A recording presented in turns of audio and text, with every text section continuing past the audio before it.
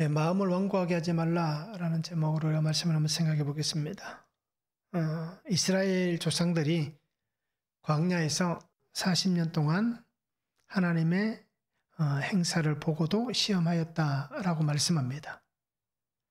우리는 그들처럼 마음이 완고해지지 않도록 매일 피차 권면해야 한다라고 말씀합니다. 끝까지 믿지 않고 순종하지 않는 자들은 안식에 들어가지 못한다 라고 말씀을 합니다. 자, 마음을 완고하게 하지 말라라는 말씀은 즉 하나님의 말씀에 순종하라는 얘기입니다. 그래서 첫 번째는 완고한 마음을 버리고 미혹되지 않는 것, 이것이 순종하는 것입니다. 7절에서 11절입니다. 그러므로 성령이 이르신 바와 같이 오늘 너희가 그의 음성을 듣거든 광야에서 시험하던 날에 거역하던 것 같이 너희 마음을 완고하게 하지 말라. 거기서 너희 열조가 나를 시험하여 정험하고 40년 동안 나의 행사를 보았느니라. 그러므로 내가 이 세대에게 노하여 이르기를 그들이 항상 마음이 미혹되어 내 길을 알지 못하는 도다 하였고 내가 노하여 맹세한 바와 같이 그들은 내 안식에 들어오지 못하려 하였다라고 말씀합니다. 자, 마음을 완고하게 하지 않기 위해서는 말씀드렸듯이 하나님의 말씀에 순종하는 사람이 되어야 됩니다. 말씀이 없으면 완고해질 수밖에 없습니다.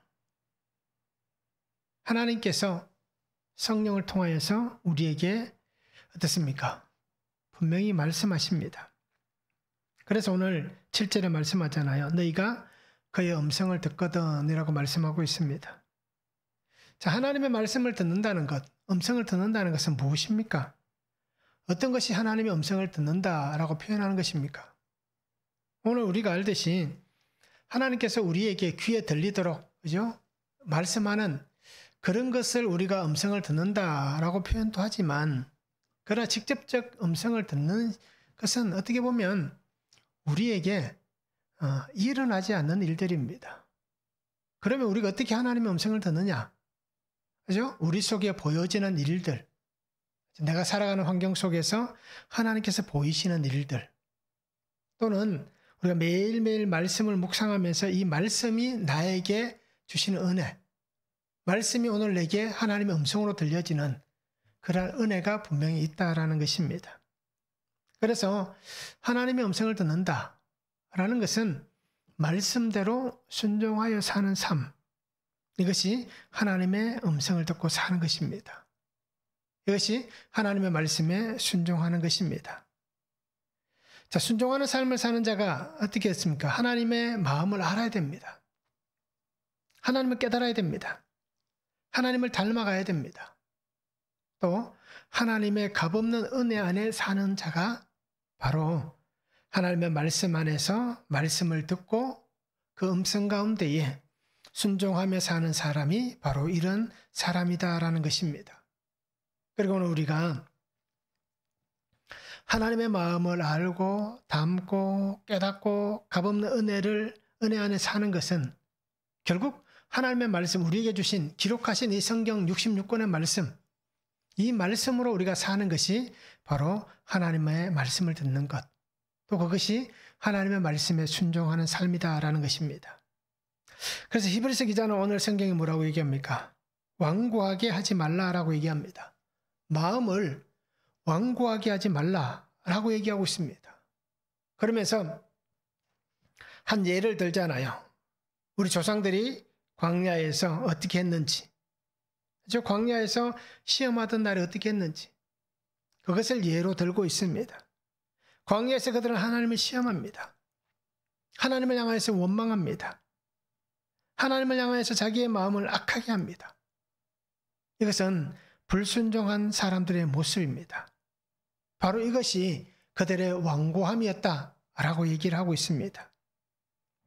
그래서 우리가 이 완고함, 스킬레디노라는 이 단어는 굳어진다, 단단하게 된다, 또는 고집세다, 우리가 가끔 이런 표현도 하죠. 모질다 라는 표현도 쓰잖아요.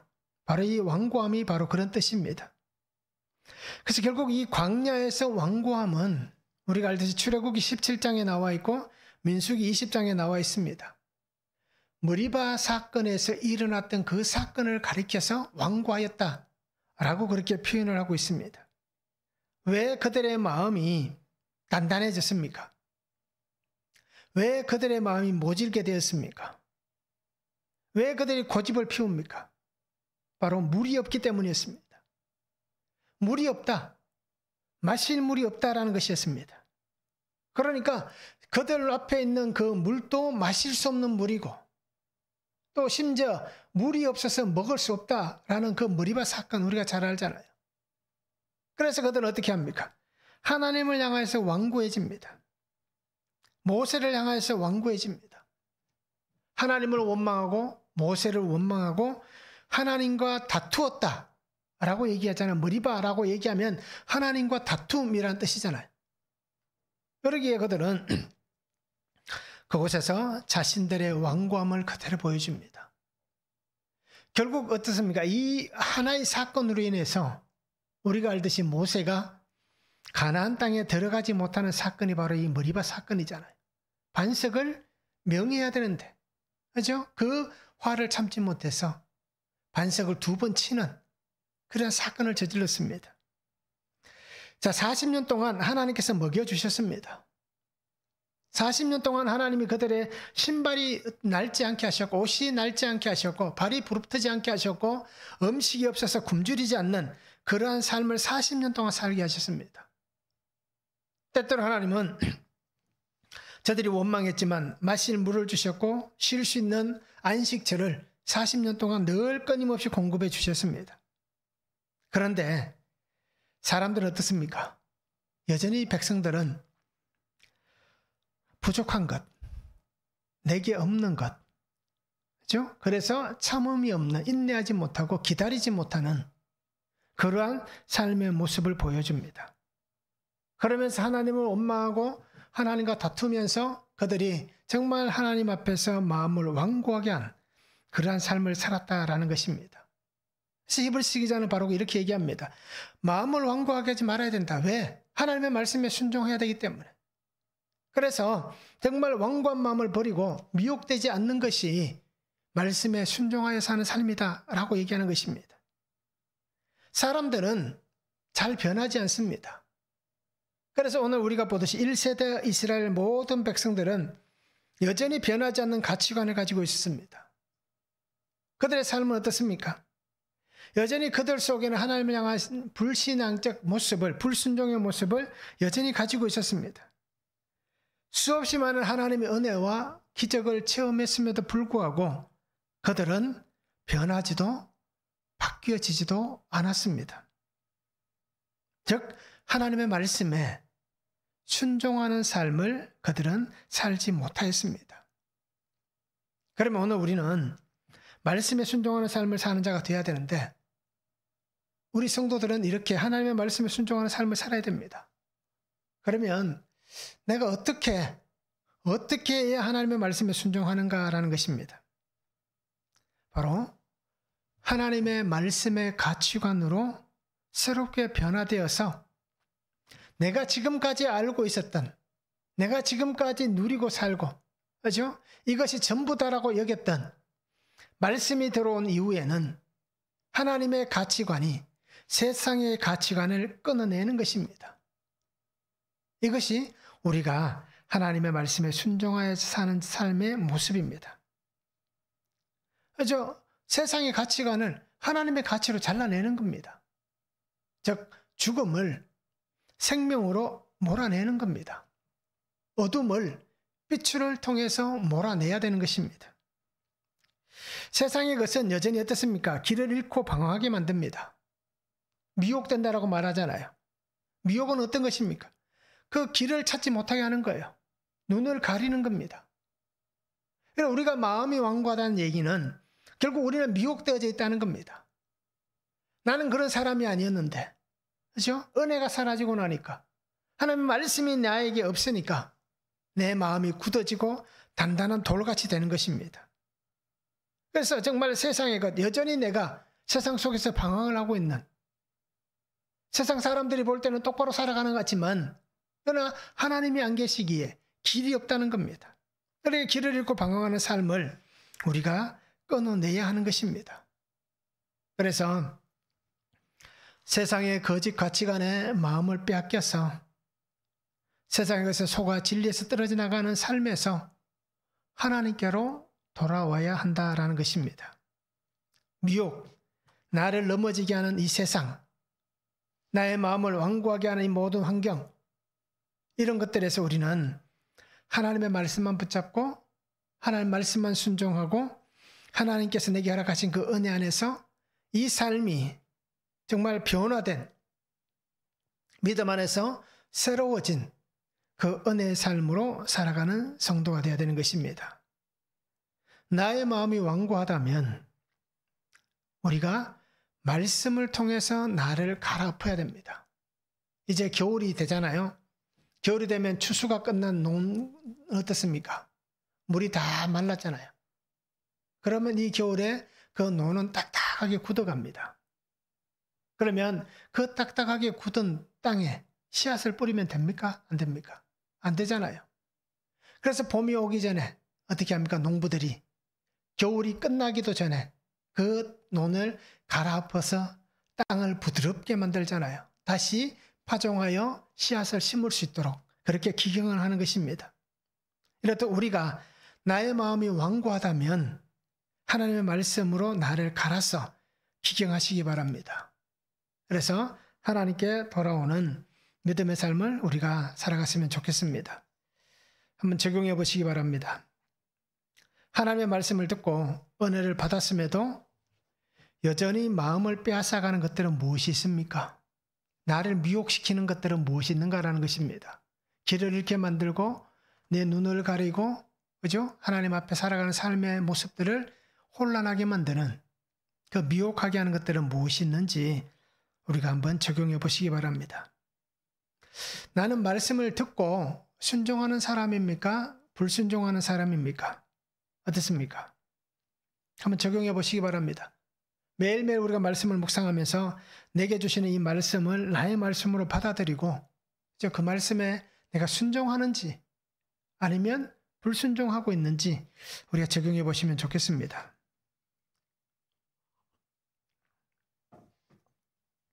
두 번째는 확신한 것을 견고히 잡고 예수님과 함께 참여한 자가 되는 것이 하나님의 말씀에 순종하는 것입니다.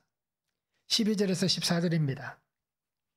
형제들아 너희는 삼가 혹 너희 중에 누가 믿지 아니하는 악한 마음을 품고 살아계신 하나님에게서 떨어질까 조심할 것이요 오직 오늘이라 일컫는 동안에 매일 피차 권면하여 너희 중에 누구든지 죄의 유혹으로 완고하게 되지 않도록 하라. 우리가 시작할 때에 확신한 것을 끝까지 견고히 잡고 있으면 그리스도와 함께 참여한 자가 되리라 말씀합니다. 자, 하나님의 말씀에 순종하는 자가 되기 위해서는 어떻게 합니까? 확신한 것을 견고히 잡아야 됩니다. 그리고 예수 그리스도와 함께 참여한 자가 되는 것입니다. 즉, 이 말은 오늘 성경에 나와 있는 표현으로 보면 서로가 서로에게 권면하는 삶을 살아가야 한다라는 것입니다. 권면한다는 것은 파라칼레오라는 단어를 씁니다. 가까이서 부른다, 훈계한다, 간청하다, 위로하다, 격려하다, 가르치다 라는 뜻이 있습니다. 자, 내가 권면하는 것은 그죠? 가까이에서 이 사람을 훈계할 수도 있고 이 사람에게 가르칠 수도 있고 이 사람을 위로하고 격려할 수도 있습니다. 또는 내가 그에게 무언가를 간청할 수도 있습니다. 자, 이것을 통틀어서 우리가 권면한다라고 우리가 생각하시면 될 것 같아요. 그러면 오늘 말씀을 통해서 보면서 왜 권면해야 합니까? 왜 권면해야 할까요? 왜 히브리서 기자는 왜 권면하라라고 얘기할까요? 우리가 히브리서가 어떻게 기록되는지 알잖아요. 그죠? 믿음의 성도들이 그죠? 믿음을 버리고 예전에 자기가 따랐던 그곳으로 돌아가려고 하는 이 고난과 힘든 역경을 견디지 못하고 돌아가려고 하는 그들에게 주시는 말씀이잖아요. 자, 그러면 왜 권면해야 됩니까? 살아계신 하나님에게서 떨어질까 봐. 그죠? 오늘 성경이 얘기합니다. 악한 마음을 품고 살아계신 하나님에게서 떨어질까 봐 조심하기 위해서 내가 정말 악한 마음을 품고 있는가? 아니면 내가 정말 하나님에게서 떨어지는가? 이러한 삶에서 악한 마음을 품지 않고 떨어지지 않기 위해서, 조심하기 위해서 어떻게 합니까? 권면해야 한다라고 얘기를 하고 있습니다. 악한 마음은, 오늘 성경에 나와 있는 이 악한 마음은 고의적인 마음입니다. 악심이라고 옛날 성경은 표현하고 있습니다. 그래서 정말 이 악한 마음, 고의적이다라는 것입니다.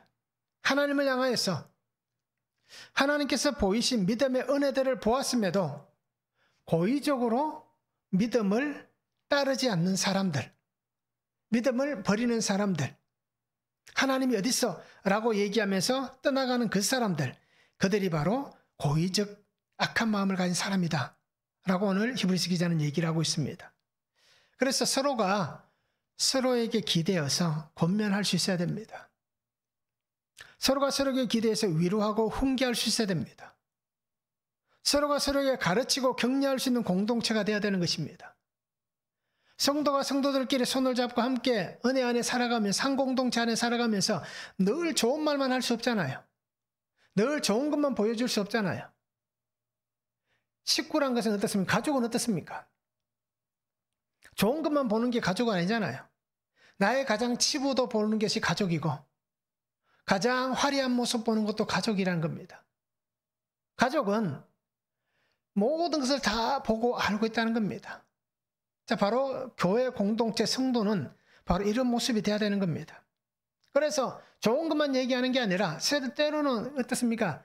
훈계할 수도 있어야 되고, 때로는 위로할 수도 있어야 되고, 때로는 가르칠 수도 있어야 되고, 때로는 격려할 수도 있어야 되는 겁니다. 이것이 권면하는 공동체가 되는 것입니다. 생명의 말씀을 통해서 함께 죄의 유혹과 시험을 이기고 넘어지지 않도록 함께 서로가 힘이 되는, 이것이 하나님 안에서 권면하는 하나의 공동체다라는 것입니다. 우리가 살아가다 보면 흔들릴 수 있잖아요. 시험에 빠질 수 있잖아요. 죄의 유혹에 넘어갈 수 있습니다. 그래서 우리가 늘 큐티하면서 간증을 보시면 나와 있잖아요. 늘 어떻습니까? 넘어지고 쓰러지고 어떻습니까? 늘 그렇게 반복하는 거예요. 그런데 흔들릴 수는 나지만 나와 함께하고 있는 성도들이 어떻게 합니까? 확신한 것을 붙잡고 있기 때문에 나도 흔들리지만 그 확고한 것을 붙잡고 있는 성도들을 통해서 나도 다시 힘을 내어서 그 확신한 것을 잡을 수 있다는 겁니다. 또 반대로 얘기하면 다른 성도가 흔들릴 수 있는 겁니다. 그러면 그때 내가 확신한 것, 확고한 것을 붙잡고 있으면 그를 흔들리면서 건져낼 수 있는 겁니다. 이것이 서로 권면하는 것입니다. 그래서 오늘 성경은 얘기하잖아요. 확신한 것을 붙잡으라고 얘기하잖아요. 이 확신한 것이 무엇입니까? 바로 예수 그리스도의 구속의 은혜입니다. 하나님의 구속의 은혜, 십자가에서 나를 위해서 죽으신 예수 그리스도. 오늘 히브리서 기자가 그 돌아가려고 하는 자들에게 그리스도의 그 우월성, 대제사장의 영원성을 얘기하지 않습니까? 그래서 대제사장이시고 그리스도이신 예수 그리스도께서 나를 위해서 십자가에서 죽으신 그 십자가의 구속의 은혜, 이 은혜를 확고하게 붙잡고 중심을 잡고 있으면 견고히 서 있을 수 있다라는 것입니다. 그러게 오늘 우리는 복음의 은혜 안에서, 하나님의 구속하시는 은혜 안에서 사랑을 끝까지 견고하게 붙잡고 사는 성도가 되시기 바랍니다. 그러면서 서로가 서로를 붙잡아주는, 내가 그렇게 붙잡혀 있으니 서로가 서로를 붙잡아주는 이러한 믿음의 아름다운 공동체가 되어야 하는 것입니다. 믿음의 삶을 사는 하나님의 백성들 어떻습니까? 하나님께서 약속하신 은혜를 끝까지 놓치지 않아야 됩니다. 끝까지 붙잡고 있어야 됩니다. 하나님이 나를 붙잡고 계시면 어째 나는 놓여지지 않는 겁니다. 그러기에 우리도 끝까지 하나님을 붙잡아야 되는 겁니다. 그래서 하나님의 은혜, 구속의 생명을 우리가 잃어버리지 않았으면 좋겠습니다. 한번 적용해 보시기 바랍니다. 내가 붙잡고 있는 것, 확신한 것을 끝까지 잘 붙잡고 있습니까? 내가 무엇을 붙잡고 있습니까? 주일날 우리가 말씀을 나눌 때 동아줄 얘기를 했잖아. 햇님 달린 얘기를 하면서. 그죠? 하늘까지 올라가는 동아줄을 잡고 있습니까? 중간에 끊어지는 동아줄을, 썩은 동아줄을 잡고 있습니까? 정말 내가 붙잡고 있는 것, 확신한 것을 끝까지 잘 붙잡고 있는지 우리가 한번 묵상해 보시기 바랍니다. 불신앙의 악한 마음을 품어서 하나님과 멀어진 적은 없습니까? 하나님을 원망했던 일, 하나님을 비난했던 일, 그죠? 많이 있을 겁니다. 또는 하나님 앞에서 탄식하면서 왜 하나님 나에게만 이런 일이 있습니까? 라고 하나님을 향하여서 정말 그 악함을 품었던 적도 있을 거예요. 자, 우리가 이런 것들을 적용해 보시면서 하나님과 멀어진 적은 없었는지 한번 우리가 적용해 보시고 묵상해 보시기 바랍니다.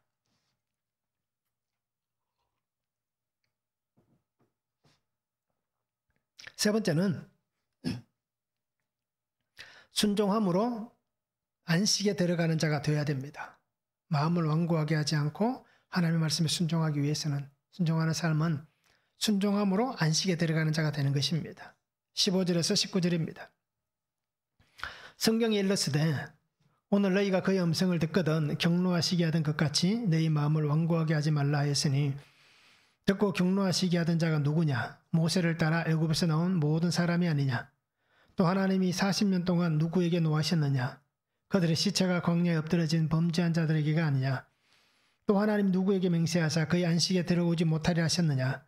곧 순종하지 아니하던 자들에게가 아니냐? 이로보건대 그들이 믿지 아니하므로 능히 들어가지 못한 것이라 말씀합니다. 다시 한번 어떻습니까? 반복해서 말씀하자는 광야에서 있었던 얘기를 반복하고 있습니다. 그러면서 믿음의 삶을 사는 사람들이 가져야 할 마음에 대해서 말합니다. 히브리서 기자는 분명하게 이렇게 얘기합니다. 하나님을 경노하게 하지 말라, 노하게 하지 말라라고 얘기합니다. 마음을 완고하게 하지 말라라고 얘기를 하고 있습니다. 하나님께 순종하지 않는 자들은 하나님의 안식에 들어가지 못한다라고 말씀합니다.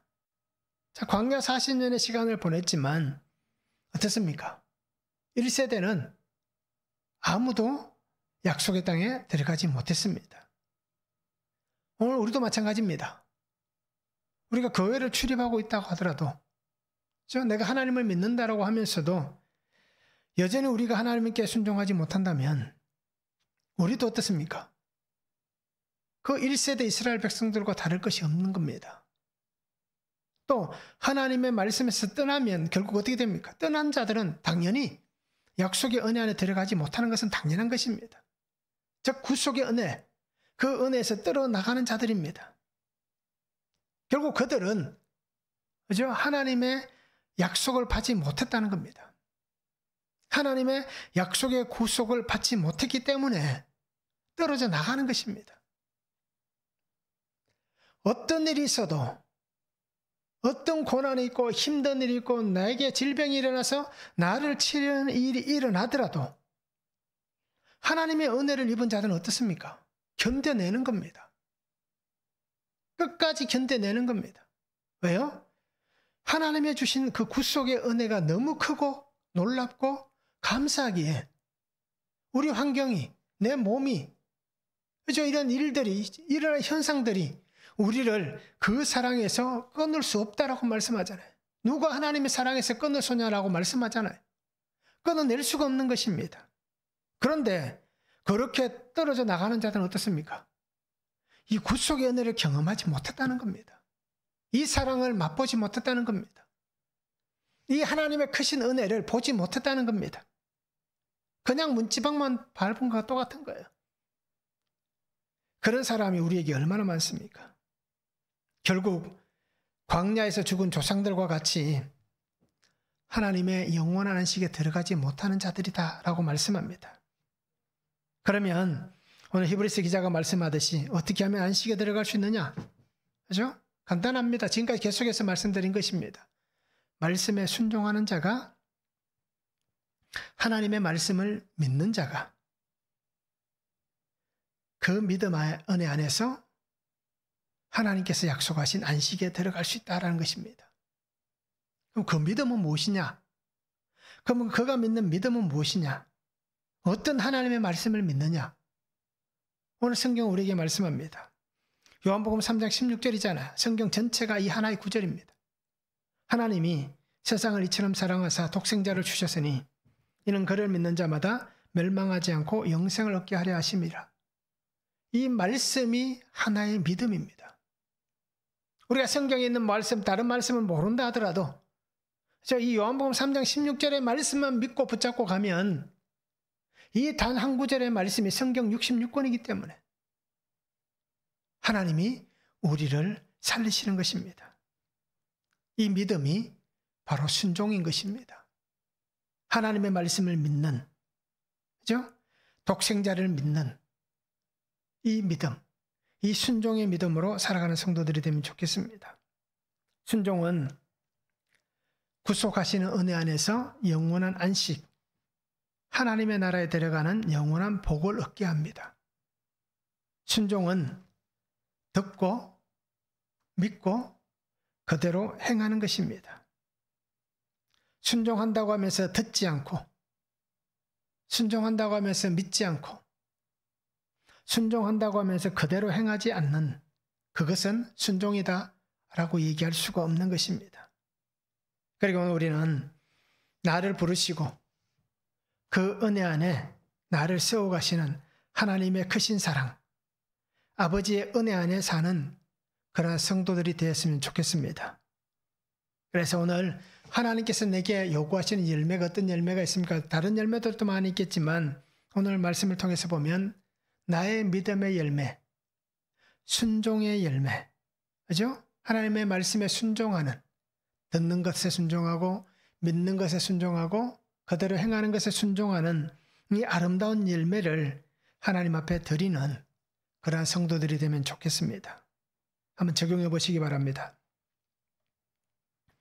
하나님의 말씀을 듣고 내가 주님 앞에 내려놓아야 할 나의 생각은 무엇입니까?